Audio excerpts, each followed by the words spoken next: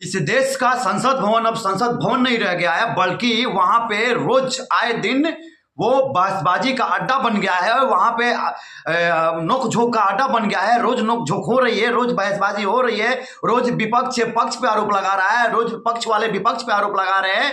लेकिन ये लोग संसद भवन को, संसद का जो काम है ना, उनको सही से नहीं कर रहे हैं और नए ढंग से चला रहे हैं। और रोज जो वहां का कार्यकाल है ना, उसको स्थगित कर दिया जाता है, संसद को भंग कर दिया जाता है, संसद को बंद कर दिया जाता है इन लोगों के हल्ला करने के चलते।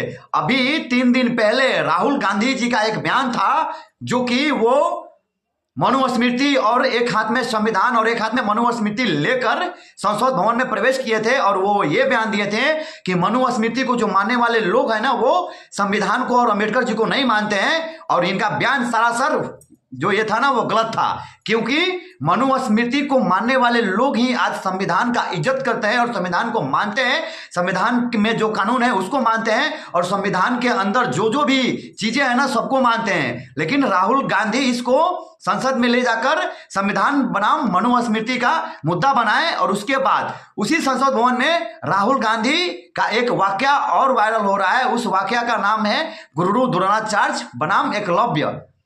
एकलव्य ने अपना दाहिना हाथ का अंगूठा काट के दे दिया गुरु द्रोणाचार्य को, ये राहुल गांधी को दिखाई दे दिया। लेकिन एकलव्य के गुरु कौन थे, एकलव्य आखिर शिष्य किसका था, ये राहुल गांधी को पता नहीं है, क्योंकि उन्होंने उसके गुरु के रूप में बस ये बोले कि एकलव्य ने जंगल में एक मूर्ति बनाई थी और उस मूर्ति को आगे रख के अपना धनु विद्या सीखा था। लेकिन उसे मूर्ति का जो नाम था, उस एकलव्य के जो गुरु थे, उसका नाम लेने में राहुल गांधी को शर्म आ रहा था। और राहुल गांधी को शायद ये पता नहीं था कि एकलव्य के जो गुरु थे ना, वो गुरु द्रोणाचार्य ही थे। और एकलव्य मन ही मन गुरु द्रोणाचार्य को अपना गुरु मान रहा था और गुरु मान के ही शिक्षा प्राप्त कर रहा था। वो छोड़िए, वो प्राकृतिक की घटना है, वो घटना आज के द्वापर युग में फैली हुई है, और वो द्वापर युग में वो घटना को अंजाम दिया गया है।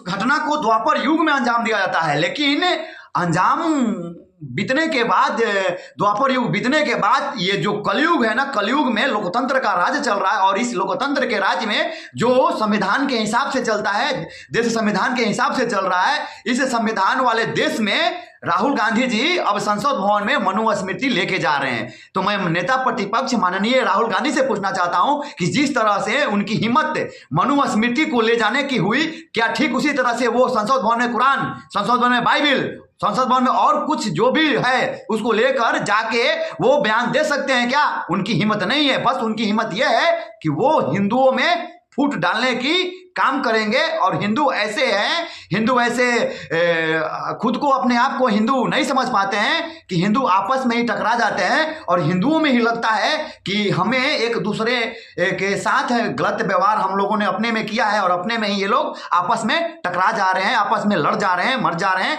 कभी दलितों के नाम पे, कभी ब्राह्मण ने दलित को शोषण किया, कभी राजपूत ने दलित को शोषण किया, कभी बड़े लोग ने दलितों के साथ शोषण किया। जबकि बात ये नहीं है, बात ये है कि हमेशा पूंजीपतियों ने, पूंजीपति लोग जो हैं, अमीर लोग, हमेशा से गरीब लोगों का शोषण करते आ रहे हैं। सच्चाई यह है कि जितने भी इस देश में पूंजीपति आज हैं, उससे पहले हुए हैं, वो सभी के सभी अमीर जाते जो लोग होते थे ना, वो अपने हिसाब से जो गरीब तबके के लोग होते थे, उनसे उसी भाव में पेश आते थे जिस भाव में अभी राहुल गांधी जी का बयान पेश आ रहा है। तो मैं मित्रों ये बोलना चाहता हूं कि राहुल गांधी अब जितना, जैसे जैसे इनका उम्र बढ़ रहा है ना, तो प्रधानमंत्री बनने के चक्कर में राहुल गांधी अपनी मानसिक स्थिति है ना, उसको खो रहे हैं। और धीरे धीरे खोते खोते खोते खोते एक दिन ऐसा आएगा कि राहुल गांधी को लगेगा कि हाँ, मैं इस भारत देश का पीएम बन गया हूं। और यही होने वाला है आगे। राहुल गांधी